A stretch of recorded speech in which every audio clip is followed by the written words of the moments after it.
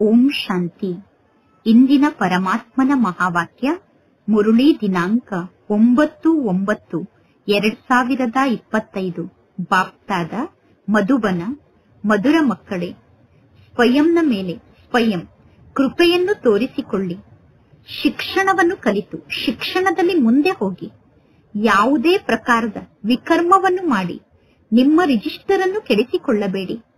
ಇಂದಿನ ಪ್ರಶ್ನೆ ಆಗಿದೆ, ಈ ಶ್ರೇಷ್ಠ ಶಿಕ್ಷಣದಲ್ಲಿ ಪಾಸ್ ಆಗುವುದಕ್ಕೋಸ್ಕರ ಮುಖ್ಯವಾಗಿ ನಿಮಗೆ ಯಾವ ಶಿಕ್ಷಣ ಪ್ರಾಪ್ತಿಯಾಗುತ್ತಿದೆ? ಅದಕ್ಕೋಸ್ಕರ ಯಾವ ಮಾತಿನ ಬಗ್ಗೆ ನೀವು ವಿಶೇಷವಾಗಿ ಗಮನವನ್ನು ಕೊಡಬೇಕು?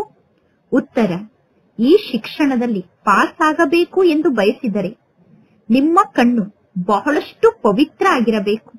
ಏಕೆಂದರೆ ಈ ಕಣ್ಣು ಬಹಳಷ್ಟು ಮೋಸವನ್ನು ಮಾಡುತ್ತದೆ. ಈ ಕಣ್ಣೇ ಅಪವಿತ್ರ ಆಗುತ್ತದೆ, ಅಂದರೆ ದೃಷ್ಟಿ ವಿಕಾರಿ ದೃಷ್ಟಿ ಆಗುತ್ತದೆ. ಶರೀರವನ್ನು ನೋಡಿದಾಗ ಕರ್ಮೇಂದ್ರಿಯ ಚಂಚಲ ಆಗುತ್ತದೆ. ಆದ್ದರಿಂದ ಕಣ್ಣು ಎಂದೂ ಕೂಡ ಅಪವಿತ್ರ ಆಗಬಾರದು. ದೃಷ್ಟಿಯನ್ನು ಪವಿತ್ರ ಮಾಡಿಕೊಳ್ಳುವುದಕ್ಕೋಸ್ಕರ ಪರಸ್ಪರ ಸಹೋದರ ಸಹೋದರಿಯರಾಗಿ ಇರಬೇಕು. ನೆನಪಿನ ಯಾತ್ರೆಯ ಕಡೆ ಸಂಪೂರ್ಣ ಗಮನವನ್ನು ಕೊಡಬೇಕು. ಇಂದಿನ ಗೀತೆಯಾಗಿದೆ, ಧೈರ್ಯ ತಾಳು ಮಾನವ. ಓಂ ಶಾಂತಿ. ಧೈರ್ಯ ತಾಳು ಮಾನವ ಎಂದು ಯಾರು ಹೇಳಿದರು? ಬೇಹದ್ದಿನ ತಂದೆ ಬೇಹದ್ದಿನ ಮಕ್ಕಳಿಗೆ ಹೇಳಿದರು. ಹೇಗೆ ಯಾವುದಾದರೂ ವ್ಯಕ್ತಿಗೆ ಕಾಯಿಲೆ ಬಂದಾಗ ನಿಮ್ಮ ಜೀವನದ ಎಲ್ಲಾ ದುಃಖ ದೂರ ಆಗುತ್ತದೆ, ನೀವು ಧೈರ್ಯವಾಗಿ ಇರಿ ಎಂದು ಧೈರ್ಯವನ್ನು ತುಂಬುತ್ತಾರೆ. ಆ ರೋಗಿಯನ್ನು ಖುಷಿಪಡಿಸುವುದಕ್ಕೋಸ್ಕರ ಅವರಿಗೆ ಧೈರ್ಯವನ್ನು ನೀಡಲಾಗುತ್ತದೆ. ಈಗ ಅದು ಹದ್ದಿನ ಮಾತಾಗಿದೆ. ಈಗ ಇಲ್ಲಿ ಇದು ಬೇಹದ್ದಿನ ಮಾತಾಗಿದೆ. ಇಲ್ಲಿ ಪರಮಾತ್ಮ ತಂದೆಗೆ ಬಹಳಷ್ಟು ಜನ ಮಕ್ಕಳು ಇದ್ದಾರೆ. ಎಲ್ಲಾ ಮಕ್ಕಳನ್ನು ತಂದೆ ದುಃಖದಿಂದ ಮುಕ್ತ ಮಾಡಬೇಕು. ಈಗ ಮಕ್ಕಳಾದ ನಿಮಗೆ ಈ ಮಾತಿನ ಬಗ್ಗೆ ಗೊತ್ತಿದೆ. ನೀವೀಗ ತಂದೆಯನ್ನು ಮರೆಯಬಾರದು. ಪರಮಾತ್ಮ ತಂದೆ ಬಂದಿರುವುದೇ ಸರ್ವರಿಗೂ ಸದ್ಗತಿಯನ್ನು ನೀಡಲು. ಸರ್ವರ ಸದ್ಗತಿದಾತ ಒಬ್ಬ ಪರಮಾತ್ಮ ತಂದೆ ಆಗಿದ್ದಾರೆ. ಪರಮಾತ್ಮ ತಂದೆ ಸದ್ಗತಿದಾತ ಆಗಿದ್ದಾರೆ ಅಂದರೆ ಇದರ ಅರ್ಥ ಉಳಿದ ಎಲ್ಲಾ ವ್ಯಕ್ತಿಗಳು ದುರ್ಗತಿಯಲ್ಲಿ ಇದ್ದಾರೆ ಎಂದು. ಇಡೀ ಜಗತ್ತಿನಲ್ಲಿರುವ ಎಲ್ಲಾ ಮನುಷ್ಯರು, ಅದರಲ್ಲೂ ಕೂಡ ವಿಶೇಷವಾಗಿ ಭಾರತದವರು ಮತ್ತು ಜಗತ್ತಿನವರು ದುರ್ಗತಿಯಲ್ಲಿ ಇದ್ದಾರೆ ಎಂದು ಹೇಳಲಾಗುತ್ತದೆ. ವಿಶೇಷವಾಗಿ ನೀವೇ ಸುಖಧಾಮಕ್ಕೆ ಹೋಗುತ್ತೀರಾ. ಉಳಿದ ಎಲ್ಲಾ ಆತ್ಮರು ಶಾಂತಿಧಾಮಕ್ಕೆ ಹೋಗುತ್ತಾರೆ. ಅವಶ್ಯವಾಗಿ ನಾವು ಸುಖಧಾಮದಲ್ಲಿ ಇದ್ದೆವು. ನಾವು ಸುಖಧಾಮದಲ್ಲಿ ಇದ್ದಾಗ ಅನ್ಯ ಧರ್ಮದವರು ಶಾಂತಿಧಾಮದಲ್ಲಿ ಇದ್ದರು ಅನ್ನುವ ವಿಚಾರ ನಿಮ್ಮ ಬುದ್ಧಿಯಲ್ಲಿ ಇದೆ. ಪರಮಾತ್ಮ ತಂದೆ ಬಂದಿದ್ದರು.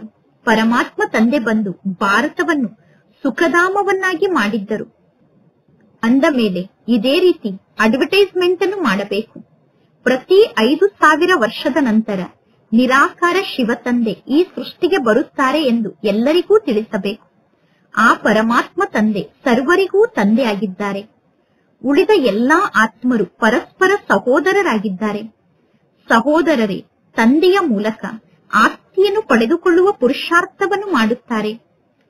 ತಂದೆ ಎಂದೂ ಕೂಡ ಆಸ್ತಿಯನ್ನು ಪಡೆದುಕೊಳ್ಳಲು ಪುರುಷಾರ್ಥವನ್ನು ಮಾಡುವುದಿಲ್ಲ. ಒಂದು ವೇಳೆ ಎಲ್ಲರೂ ತಂದೆಯಾಗಿ ಬಿಟ್ಟರೆ ಪುನಃ ಯಾರಿಂದ ಆಸ್ತಿಯನ್ನು ಪಡೆದುಕೊಳ್ಳಲು ಸಾಧ್ಯ? ಎಲ್ಲರೂ ತಂದೆಯಾದರೆ ಸಹೋದರರಿಂದ ಆಸ್ತಿಯನ್ನು ಪಡೆದುಕೊಳ್ಳುತ್ತೀರೇನು? ಸಹೋದರರಿಂದ ಆಸ್ತಿಯನ್ನು ಪಡೆದುಕೊಳ್ಳಲು ಸಾಧ್ಯ ಇಲ್ಲ. ಈಗ ನಿಮಗೆ ಗೊತ್ತಿದೆ, ಈ ಜ್ಞಾನದ ಎಲ್ಲಾ ಮಾತು ಬಹಳಷ್ಟು ಸಹಜವಾದ ಮಾತಾಗಿದೆ. ಸತ್ಯಯುಗದಲ್ಲಿ ಕೇವಲ ಒಂದೇ ಒಂದು ದೇವಿ ದೇವತಾ ಧರ್ಮ ಇರುತ್ತದೆ. ಉಳಿದ ಎಲ್ಲಾ ಆತ್ಮರು ಮುಕ್ತಿಧಾಮಕ್ಕೆ ಹೋಗುತ್ತಾರೆ. ಇಡೀ ವಿಶ್ವದ ಇತಿಹಾಸ ಮತ್ತು ಭೂಗೋಳ ಪುನರಾವರ್ತನೆ ಆಗುತ್ತದೆ. ಅಂದ ಮೇಲೆ ಅವಶ್ಯವಾಗಿ ಒಂದೇ ಒಂದು ಇತಿಹಾಸ ಭೂಗೋಳ ಇದೆ. ಆ ಒಂದೇ ಇತಿಹಾಸ ಭೂಗೋಳ ಪುನಃ ಪುನರಾವರ್ತನೆ ಆಗುತ್ತದೆ. ಕಲಿಯುಗದ ನಂತರ ಪುನಃ ಸತ್ಯುಗ ಬರಲೇಬೇಕು. ಕಲಿಯುಗ ಮತ್ತು ಸತ್ಯುಗದ ಮಧ್ಯದಲ್ಲಿ ಪುನಃ ಅವಶ್ಯವಾಗಿ ಸಂಗಮ ಯುಗ ಇರಲೇಬೇಕು. ಈ ಸಂಗಮ ಯುಗಕ್ಕೆ ಶ್ರೇಷ್ಠ ಯುಗ, ಪುರುಷೋತ್ತಮ ಯುಗ, ಕಲ್ಯಾಣಕಾರಿ ಯುಗ ಎಂದು ಕರೆಯಲಾಗುತ್ತದೆ. ಈಗ ನಿಮ್ಮ ಬುದ್ಧಿಯ ಬೀಗ ತೆರೆದಿದೆ. ಆದ್ದರಿಂದ ಇದೆಲ್ಲ ಬಹಳ ಸಹಜವಾದ ಜ್ಞಾನದ ಮಾತು ಎಂದು ನೀವು ಅರ್ಥ ಮಾಡಿಕೊಂಡಿದ್ದೀರಾ. ಹಳೆಯ ವೃಕ್ಷದಲ್ಲಿ ಬಹಳಷ್ಟು ಎಲೆಗಳು ಇರುತ್ತದೆ, ಹೊಸ ವೃಕ್ಷದಲ್ಲಿ ಬಹಳ ಕಡಿಮೆ ಎಲೆಗಳು ಇರುತ್ತದೆ. ಸತ್ಯುಗ ಸತೋ ಪ್ರಧಾನ ಜಗತ್ತಾಗಿದೆ. ಈ ಕಲಿಯುಗಕ್ಕೆ ತಮೋ ಪ್ರಧಾನ ಜಗತ್ತು ಎಂದು ಕರೆಯಲಾಗುತ್ತದೆ. ಈಗ ಮಕ್ಕಳಾದ ನಿಮ್ಮಲ್ಲೂ ಕೂಡ ನಂಬರ್ ವಾರ್ ಪುರುಷಾರ್ಥದ ಅನುಸಾರ ನಿಮ್ಮ ಬುದ್ಧಿಯ ಬೀಗ ತೆರೆದಿದೆ. ಏಕೆಂದರೆ ಎಲ್ಲರೂ ಯಥಾರ್ಥವಾಗಿ ಪರಮಾತ್ಮ ತಂದೆಯನ್ನು ನೆನಪು ಮಾಡುವುದಿಲ್ಲ. ಅಂದ ಮೇಲೆ ಜ್ಞಾನ ಕೂಡ ಎಲ್ಲರ ಬುದ್ಧಿಯಲ್ಲೂ ಧಾರಣೆ ಆಗುವುದಿಲ್ಲ. ಪರಮಾತ್ಮ ತಂದೆ ಪುರುಷಾರ್ಥವನ್ನು ಮಾಡಿಸುತ್ತಾರೆ. ತಂದೆ ಪುರುಷಾರ್ಥವನ್ನು ಮಾಡಿಸಿದರೂ ಕೂಡ ಅದೃಷ್ಟದಲ್ಲಿ ಇಲ್ಲ ಅಂದರೆ ತಂದೆ ಏನನ್ನು ಮಾಡಲು ಸಾಧ್ಯ? ನಾಟಕದ ಅನುಸಾರ ಯಾರು ಚೆನ್ನಾಗಿ ಜ್ಞಾನದ ಶಿಕ್ಷಣವನ್ನು ಕಲಿಯುತ್ತಾರೋ ಮತ್ತು ಅನ್ಯರಿಗೆ ಜ್ಞಾನದ ಶಿಕ್ಷಣವನ್ನು ಕಲಿಸುತ್ತಾರೋ, ಪರಮಾತ್ಮ ತಂದೆಗೆ ಸಹಯೋಗಿಗಳಾಗುತ್ತಾರೋ, ಅವರು ಎಂತಹ ಪರಿಸ್ಥಿತಿಯಲ್ಲೂ ಕೂಡ ಶ್ರೇಷ್ಠ ಪದವಿಯನ್ನು ಪಡೆದುಕೊಳ್ಳುತ್ತಾರೆ. ಶಾಲೆಯಲ್ಲಿ ವಿದ್ಯಾರ್ಥಿಗಳು ತಿಳಿದುಕೊಳ್ಳುತ್ತಾರೆ, ನಾನು ಎಷ್ಟು ಮಾರ್ಕ್ಸ್ ಅನ್ನು ತೆಗೆದುಕೊಂಡು ಪಾಸ್ ಆಗುತ್ತೇನೆ ಎಂದು. ತೀವ್ರ ಗತಿಯಿಂದ ಬಹಳ ಸ್ಪೀಡ್ ಆಗಿ ಪುರುಷಾರ್ಥವನ್ನು ಮಾಡುತ್ತಾರೆ. ಟ್ಯೂಷನ್ಗೋಸ್ಕರ ಟೀಚರ್ ಅನ್ನು ಇಟ್ಟುಕೊಳ್ಳುತ್ತಾರೆ. ಹೇಗಾದರೂ ಮಾಡಿ ನಾವು ಪಾಸ್ ಆಗಬೇಕು ಎಂದು ಟ್ಯೂಷನ್ ಅನ್ನು ಕಲಿಯಲು ಟೀಚರ್ ಅನ್ನು ಇಟ್ಟುಕೊಳ್ಳುತ್ತಾರೆ. ಇಲ್ಲೂ ಕೂಡ ನೀವು ಶಿಕ್ಷಣದಲ್ಲಿ ಬಹಳಷ್ಟು ಮುಂದೆ ಹೋಗಬೇಕು. ಸ್ವಯಂನ ಮೇಲೆ ಕೃಪೆಯನ್ನು ತೋರಿಸಿಕೊಳ್ಳಬೇಕು. ಒಂದು ವೇಳೆ ಈ ದಿನ ನಾನು ಶರೀರವನ್ನು ತ್ಯಾಗ ಮಾಡಿದರೆ ಇಂತಹ ಪರಿಸ್ಥಿತಿಯಲ್ಲಿ ನಾನು ಯಾವ ಪದವಿಯನ್ನು ಪಡೆದುಕೊಳ್ಳಬಲ್ಲೆ ಎಂದು ಯಾರಾದರೂ ತಂದೆಯನ್ನು ಕೇಳಿದರೆ ಪರಮಾತ್ಮ ತಂದೆ ತಕ್ಷಣ ಉತ್ತರವನ್ನು ಹೇಳುತ್ತಾರೆ. ಇದಂತೂ ಬಹಳ ಸಹಜವಾಗಿ ಅರ್ಥ ಮಾಡಿಕೊಳ್ಳುವ ಜ್ಞಾನದ ಮಾತಾಗಿದೆ. ಹೇಗೆ ಹದ್ದಿನ ವಿದ್ಯಾರ್ಥಿಗಳು ನಾನು ಪಾಸ್ ಆಗುತ್ತೇನೋ ಅಥವಾ ಇಲ್ಲವೋ ಎಂದು ತಿಳಿದುಕೊಳ್ಳುತ್ತಾರೋ, ಅದೇ ರೀತಿ ಬೇಹದ್ದಿನ ವಿದ್ಯಾರ್ಥಿಗಳು ಕೂಡ ತಿಳಿದುಕೊಳ್ಳಬಹುದು. ಗಳಿಗೆ ಗಳಿಗೆಗೂ ನನ್ನ ಮೂಲಕ ಇಂತಹ ತಪ್ಪು ನಡೆಯುತ್ತಿದೆ, ಇಂತಹ ವಿಕರ್ಮ ನಡೆಯುತ್ತಿದೆ ಎಂದು ಬುದ್ಧಿಯ ಮೂಲಕ ನೀವು ಅರ್ಥ ಮಾಡಿಕೊಳ್ಳಬಹುದು. ರಿಜಿಸ್ಟರ್ ಕೆಟ್ಟು ಹೋದರೆ ರಿಸಲ್ಟ್ ಕೂಡ ಅದೇ ರೀತಿ ಬರುತ್ತದೆ. ಪ್ರತಿಯೊಬ್ಬರು ಸ್ವಯಂನ ರಿಜಿಸ್ಟರ್ ಅನ್ನು ಇಡಬೇಕು. ಹಾಗೆ ನೋಡಿದರೆ ನಾಟಕದಲ್ಲಿ ಎಲ್ಲವೂ ಕೂಡ ಫಿಕ್ಸ್ ಆಗಿದೆ. ಸ್ವಯಂ ತಿಳಿದುಕೊಂಡಿದ್ದೀರಾ, ನನ್ನ ರಿಜಿಸ್ಟರ್ ಬಹಳಷ್ಟು ಕೆಟ್ಟು ಹೋಗಿದೆ. ಒಂದು ವೇಳೆ ನಿಮ್ಮ ರಿಜಿಸ್ಟರ್ನ ಬಗ್ಗೆ ನಿಮಗೆ ಅರ್ಥ ಆಗದೇ ಇದ್ದರೆ ತಂದೆ ನಿಮಗೆ ನಿಮ್ಮ ರಿಜಿಸ್ಟರ್ನ ಬಗ್ಗೆ ತಿಳಿಸುತ್ತಾರೆ. ಶಾಲೆಯಲ್ಲಿ ರಿಜಿಸ್ಟರ್ ಮುಂತಾದದ್ದನ್ನು ಇಡಲಾಗುತ್ತದೆ. ಜಗತ್ತಿನ ಜನರಿಗೆ ಈ ರಿಜಿಸ್ಟರ್ನ ಬಗ್ಗೆ ಗೊತ್ತಿಲ್ಲ. ಇದರ ಹೆಸರು ಗೀತಾ ಪಾಠಶಾಲೆ ಆಗಿದೆ. ಗೀತಾ ಪಾಠಶಾಲೆ ಅನ್ನುವ ಹೆಸರಿದೆ. ವೇದದ ಪಾಠಶಾಲೆ ಎಂದು ಎಂದೂ ಹೇಳುವುದಿಲ್ಲ. ವೇದ, ಉಪನಿಷತ್, ಗ್ರಂಥ ಮುಂತಾದದ್ದರ ಪಾಠಶಾಲೆ ಎಂದು ಹೇಳುವುದಿಲ್ಲ. ಪಾಠಶಾಲೆಯಲ್ಲಿ ಗುರಿ ಉದ್ದೇಶ ಇರುತ್ತದೆ. ನಾವು ಭವಿಷ್ಯದಲ್ಲಿ ಈ ರೀತಿ ದೇವತೆಗಳಾಗುತ್ತೇವೆ. ಯಾರಾದರೂ ಬಹಳಷ್ಟು ವೇದಶಾಸ್ತ್ರವನ್ನು ಓದಿದರೆ ಅವರಿಗೆ ಒಳ್ಳೆಯ ಬಿರುದು ಸಿಗುತ್ತದೆ ಮತ್ತು ಬಹಳಷ್ಟು ಜಾಸ್ತಿ ಸಂಪಾದನೆ ಆಗುತ್ತದೆ. ಕೆಲವರು ಬಹಳಷ್ಟು ಜಾಸ್ತಿ ಸಂಪಾದನೆಯನ್ನು ಮಾಡಿಕೊಳ್ಳುತ್ತಾರೆ. ಆದರೆ ಆ ಸಂಪಾದನೆ ಅವಿನಾಶಿ ಸಂಪಾದನೆ ಅಲ್ಲ. ವೇದಶಾಸ್ತ್ರವನ್ನು ಓದಿ ಏನು ಸಂಪಾದನೆಯನ್ನು ಮಾಡಿಕೊಳ್ಳುತ್ತಾರೋ ಆ ಸಂಪಾದನೆ ಜೊತೆಗೆ ಬರುವುದಿಲ್ಲ. ಈ ಸತ್ಯ ಸಂಪಾದನೆ ನಿಮ್ಮ ಜೊತೆಗೆ ಬರುತ್ತದೆ. ಉಳಿದಿದ್ದೆಲ್ಲ ಸಮಾಪ್ತಿಯಾಗುತ್ತದೆ. ಮಕ್ಕಳಾದ ನಿಮಗೆ ಗೊತ್ತಿದೆ, ನಾವೀಗ ಇಲ್ಲಿ ಬಹಳಷ್ಟು ಸಂಪಾದನೆಯನ್ನು ಮಾಡಿಕೊಳ್ಳುತ್ತಿದ್ದೇವೆ. ನಾವೀಗ ವಿಶ್ವಕ್ಕೆ ಮಾಲೀಕರಾಗಬಹುದು. ಸೂರ್ಯವಂಶಿ ಮನೆತನದವರು ಇದ್ದಾರೆ ಅಂದ ಮೇಲೆ ಅವಶ್ಯವಾಗಿ ಸೂರ್ಯವಂಶಿ ಮನೆತನದವರ ಮಕ್ಕಳೇ ಅವರ ಸಿಂಹಾಸನದ ಮೇಲೆ ಕುಳಿತುಕೊಳ್ಳುತ್ತಾರೆ. ಸೂರ್ಯವಂಶಿ ಮನೆತನದಲ್ಲಿ ಸಿಂಹಾಸನದ ಮೇಲೆ ಕುಳಿತುಕೊಂಡು ರಾಜರಾಗುವುದು ಬಹಳ ಶ್ರೇಷ್ಠ ಪದವಿಯಾಗಿದೆ. ನಾನು ಪುರುಷಾರ್ಥವನ್ನು ಮಾಡಿ ರಾಜ್ಯ ಪದವಿಯನ್ನು ಪಡೆದುಕೊಳ್ಳುತ್ತೇನೆ ಎಂದು ಕನಸಿನಲ್ಲೂ ಕೂಡ ನಿಮಗೆ ವಿಚಾರ ಇರಲಿಲ್ಲ. ಇದಕ್ಕೆ ರಾಜಯೋಗ ಎಂದು ಕರೆಯಲಾಗುತ್ತದೆ. ಲೌಕಿಕ ಜಗತ್ತಿನಲ್ಲಿ ವಕೀಲರಾಗುವ ಯೋಗ ಇದೆ, ಡಾಕ್ಟರ್ ಆಗುವ ಯೋಗ ಇದೆ. ಶಿಕ್ಷಣ ಮತ್ತು ಶಿಕ್ಷಣವನ್ನು ಕಲಿಸುವಂತಹ ಟೀಚರ್ನ ನೆನಪು ಇರುತ್ತದೆ. ಅದೇ ರೀತಿ ಈ ನೆನಪು ಸಹಜವಾದ ನೆನಪಾಗಿದೆ. ನೆನಪಿನಲ್ಲೇ ಪರಿಶ್ರಮ ಇದೆ. ಸ್ವಯಂವನ್ನು ಆತ್ಮ ಅಭಿಮಾನಿ ಎಂದು ತಿಳಿದುಕೊಳ್ಳಬೇಕು. ಆತ್ಮದಲ್ಲಿ ಸಂಸ್ಕಾರ ರೆಕಾರ್ಡ್ ಆಗುತ್ತದೆ. ಅನೇಕ ಜನ ಬರುತ್ತಾರೆ. ಅವರು ಹೇಳುತ್ತಾರೆ, ನಾನು ಶಿವತಂದೆಯ ಪೂಜೆಯನ್ನು ಮಾಡುತ್ತಿದ್ದೆ. ಆದರೆ ಏಕೆ ಶಿವತಂದೆಯ ಪೂಜೆಯನ್ನು ಮಾಡುತ್ತಿದ್ದೆ ಅನ್ನುವುದು ನನಗೆ ಗೊತ್ತಿರಲಿಲ್ಲ. ಶಿವನಿಗೆ ಬಾಬಾ ಎಂದು ಹೇಳುತ್ತೇವೆ. ಪರಮಾತ್ಮ ಶಿವತಂದೆಗೆ ಬಾಬಾ ಎಂದು ಕರೆಯಲಾಗುತ್ತದೆ. ಶಿವತಂದೆಯನ್ನು ಬಿಟ್ಟು ಬೇರೆ ಯಾರಿಗೂ ಬಾಬಾ ಎಂದು ಕರೆಯುವುದಿಲ್ಲ. ಹನುಮಂತ, ಗಣೇಶ ಮುಂತಾದವರ ಪೂಜೆಯನ್ನು ಮಾಡುತ್ತಾರೆ. ಬ್ರಹ್ಮನ ಪೂಜೆಯನ್ನು ಮಾಡುವುದಿಲ್ಲ. ಅಜ್ಮೀರ್ನಲ್ಲಿ ಬಲೆ ಬ್ರಹ್ಮನ ಮಂದಿರ ಇದೆ. ಅಜ್ಮೀರ್ನಲ್ಲಿ ಇರುವಂತಹ ಕೆಲವು ಬ್ರಾಹ್ಮಣರು ಮಾತ್ರ ಬ್ರಹ್ಮನ ಪೂಜೆಯನ್ನು ಮಾಡುತ್ತಾರೆ.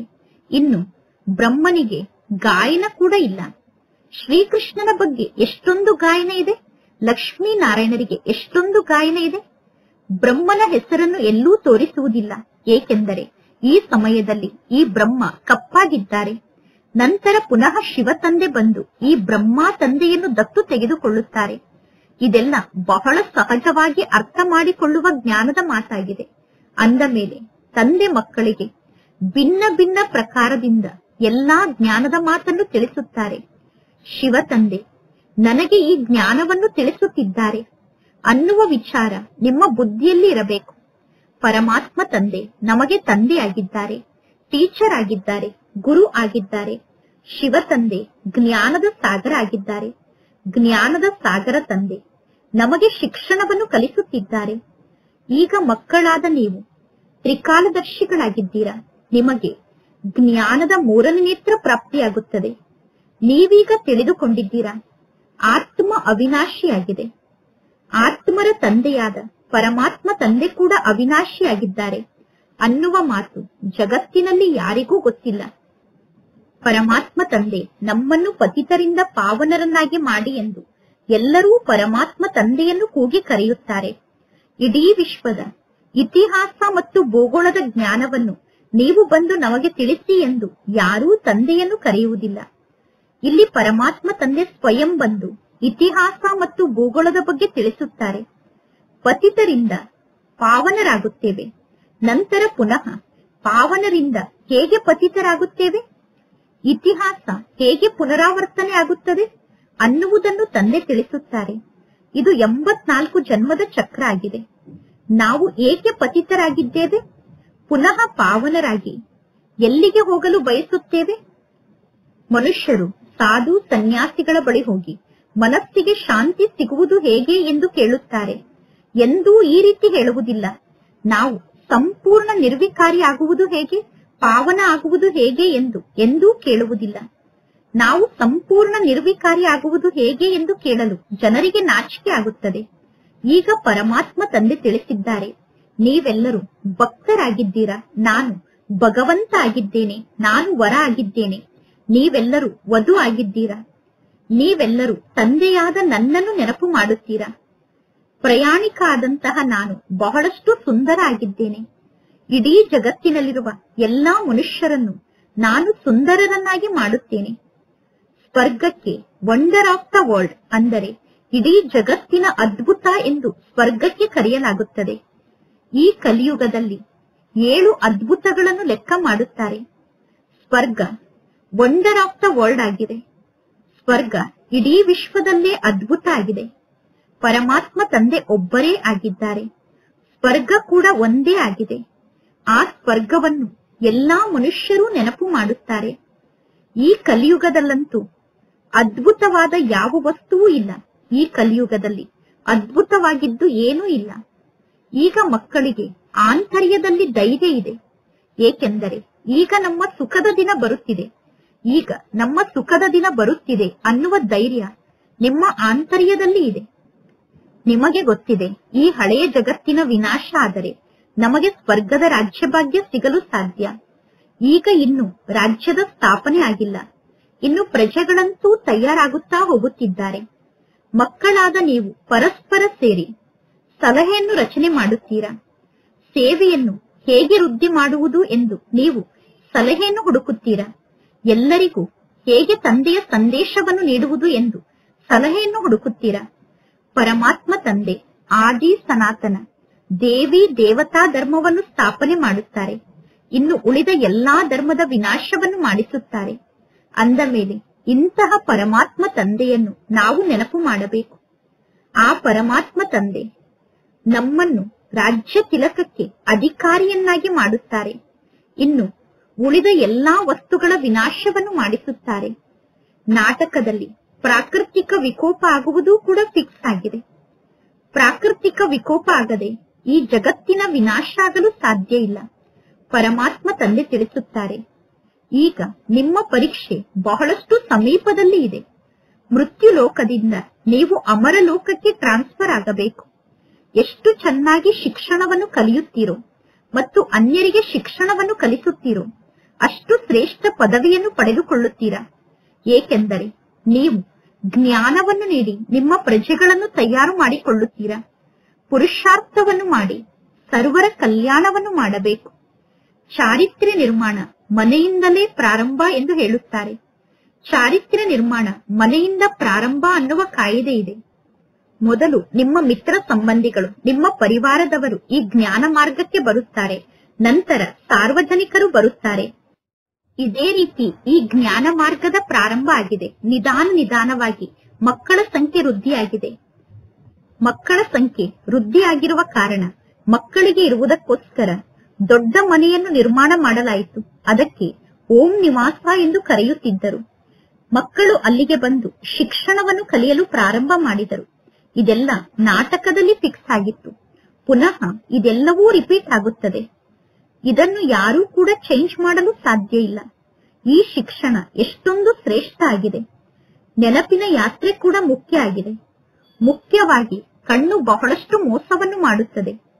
ಕಣ್ಣು ಅಪವಿತ್ರ ಆಗುತ್ತದೆ, ದೃಷ್ಟಿ ಅಪವಿತ್ರ ಆಗುತ್ತದೆ. ದೃಷ್ಟಿ ಅಪವಿತ್ರ ಆದಾಗ ಶರೀರ ಚಂಚಲ ಆಗುತ್ತದೆ. ಸುಂದರವಾಗಿ ಇರುವಂತಹ ಮಕ್ಕಳನ್ನು ನೋಡಿದ ತಕ್ಷಣ ಅವರ ಆಕರ್ಷಣೆಯಲ್ಲೇ ಸಿಕ್ಕಿ ಹಾಕಿಕೊಳ್ಳುತ್ತಾರೆ. ಜಗತ್ತಿನಲ್ಲಿ ಇಂತಹ ಅನೇಕ ಕೇಸ್ಗಳು ನಡೆಯುತ್ತದೆ. ಗುರುಗಳ ದೃಷ್ಟಿ ಕೂಡ ಅಪವಿತ್ರ ಆಗುತ್ತದೆ.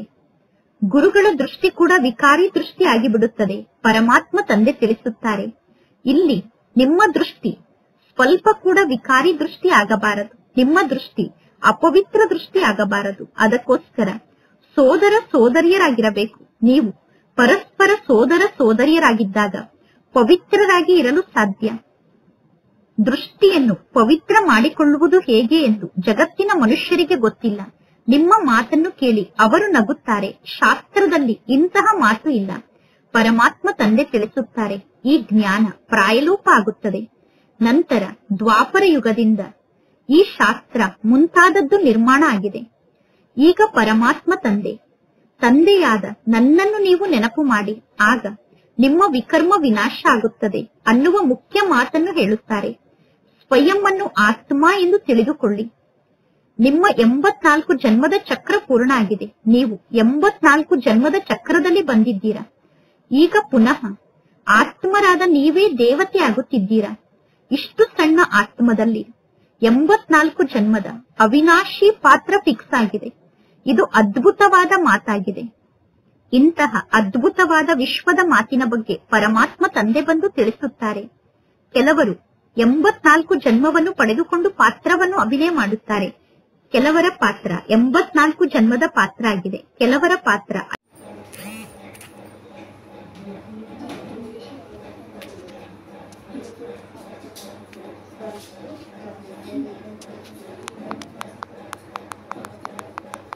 ಮಾಸ್ತಿಕಾ ಬಾಗ್ದಾದರವರ ನೆನಪು, ಪ್ರೀತಿ ಹಾಗೂ ಸುಪ್ರಭಾತ. ಆತ್ಮಿಕ ಮಕ್ಕಳಿಗೆ ಆತ್ಮಿಕ ತಂದೆ ನಮಸ್ತೆ. ಆತ್ಮಿಕ ತಂದೆಗೆ ಆತ್ಮಿಕ ಮಕ್ಕಳ ನೆನಪು, ಪ್ರೀತಿ ಹಾಗೂ ನಮಸ್ತೆ ನಮಸ್ತೆ ನಮಸ್ತೆ. ಧಾರಣೆಗೋಸ್ಕರ ಮುಖ್ಯ ಸಾರ. ಫಸ್ಟ್ ಪಾಯಿಂಟ್, ಈಗ ಪರೀಕ್ಷೆಯ ಸಮಯ ಬಹಳಷ್ಟು ಸಮೀಪದಲ್ಲಿ ಇದೆ. ಆದ್ದರಿಂದ ಪುರುಷಾರ್ಥವನ್ನು ಮಾಡಿ ಸ್ವಯಂನ ಕಲ್ಯಾಣವನ್ನು ಮಾಡಿಕೊಳ್ಳಬೇಕು ಮತ್ತು ಸರ್ವರ ಕಲ್ಯಾಣವನ್ನು ಮಾಡಬೇಕು. ಜ್ಞಾನದ ಶಿಕ್ಷಣವನ್ನು ಕಲಿಯಬೇಕು ಮತ್ತು ಅನ್ಯರಿಗೂ ಕಲಿಸಬೇಕು. ಏಕೆಂದರೆ ಚಾರಿತ್ರ್ಯ ನಿರ್ಮಾಣ ಮನೆಯಿಂದಲೇ ಪ್ರಾರಂಭ. ಸೆಕೆಂಡ್ ಪಾಯಿಂಟ್, ಆತ್ಮ ಅಭಿಮಾನಿಯಾಗಿ ಅವಿನಾಶಿಯಾದಂತಹ ಸತ್ಯ ಸಂಪಾದನೆಯನ್ನು ಜಮಾ ಮಾಡಿಕೊಳ್ಳಬೇಕು. ಸ್ವಯಂನ ರಿಜಿಸ್ಟರ್ ಅನ್ನು ಇಡಬೇಕು. ನಮ್ಮ ಮೂಲಕ ಯಾವುದೇ ವಿಕರ್ಮ ನಡೆಯಬಾರದು. ರಿಜಿಸ್ಟರ್ ಕೆಡುವಂತಹ ಯಾವ ವಿಕರ್ಮವನ್ನೂ ನಾವೀಗ ಮಾಡಬಾರದು. ಇಂದಿನ ವರದಾನ ಆಗಿದೆ. ಸರ್ವರಿಗೂ ಉಮಂಗುತ್ಸಾಹದ ಸಹಯೋಗವನ್ನು ನೀಡಿ ಸರ್ವರನ್ನು ಶಕ್ತಿಶಾಲಿಯನ್ನಾಗಿ ಮಾಡುವಂತಹ ಸತ್ಯ ಸೇವಾದಾರಿಗಳಾಗಿ. ಸೇವಾದಾರಿ ಅಂದರೆ ಸರ್ವರಿಗೂ ಉಮಂಗುತ್ಸಾಹದ ಸಹಯೋಗವನ್ನು ನೀಡಿ ಸರ್ವರನ್ನೂ ಶಕ್ತಿಶಾಲಿಯನ್ನಾಗಿ ಮಾಡುವಂತವರು. ಈಗ ಸಮಯ ಕಡಿಮೆ ಇದೆ ಮತ್ತು ಇನ್ನು ಬಹಳಷ್ಟು ಜಾಸ್ತಿ ರಚನೆಯನ್ನು ರಚಿಸಬೇಕಾಗಿದೆ. ಕೇವಲ ಈಗ ಇರುವಂತಹ ಇಷ್ಟು ಸಂಖ್ಯೆಯನ್ನು ನೋಡಿ ಖುಷಿ ಪಡಬೇಡಿ. ಬಹಳಷ್ಟು ಜನ ಬಂದಿದ್ದಾರೆ ಎಂದು ಈಗ ಇರುವಂತಹ ಸಂಖ್ಯೆಯನ್ನು ನೋಡಿ ಖುಷಿ ಪಡಬೇಡಿ. ಈಗ ಇನ್ನು ಮಕ್ಕಳ ಸಂಖ್ಯೆ ಬಹಳಷ್ಟು ಜಾಸ್ತಿ ವೃದ್ಧಿ ಆಗುತ್ತದೆ. ಆದ್ದರಿಂದ ತಂದೆಯ ಮೂಲಕ ನೀವು ಯಾವ ಪಾಲನೆಯನ್ನು ಪಡೆದುಕೊಂಡಿದ್ದೀರೋ ಆ ಪಾಲನೆಯ ರಿಟರ್ನ್ ಅನ್ನು ನೀಡಿ. ಬರುತ್ತಿರುವಂತಹ ದುರ್ಬಲ ಆತ್ಮರಿಗೆ ಸಹಯೋಗವನ್ನು ನೀಡುವಂತಹ ಸಹಯೋಗಿಗಳಾಗಿ ಅವರನ್ನು ಸಮರ್ಥರನ್ನಾಗಿ ಮಾಡಿ, ಅಚಲ ಆತ್ಮರನ್ನಾಗಿ ಮಾಡಿ, ಅಡೋಲ ಆತ್ಮರನ್ನಾಗಿ ಮಾಡಿ. ಆಗ ನಿಮಗೆ ಸತ್ಯ ಸೇವಾದಾರಿಗಳು ಎಂದು ಕರೆಯಲಾಗುತ್ತದೆ. ಇಂದಿನ ಸ್ಲೋಗನ್ ಆಗಿದೆ, ಆತ್ಮವನ್ನು ಯಾವಾಗ ಬೇಕೋ ಆಗ, ಎಲ್ಲಿ ಬೇಕೋ ಅಲ್ಲಿ, ಹೇಗೆ ಬೇಕೋ ಹಾಗೆ ಹಿತ ಮಾಡಲು ಸಾಧ್ಯ ಆಗಬೇಕು. ಇದೇ ಆತ್ಮಿಕ ಡ್ರಿಲ್ ಆಗಿದೆ. ಇಂದಿನ ಅವ್ಯಕ್ತ ಸೂಚನೆಯಾಗಿದೆ. ಈಗ ಆಸಕ್ತಿಯ ಅಗ್ನಿಯನ್ನು ಪ್ರಜ್ವಲಿತಗೊಳಿಸಿ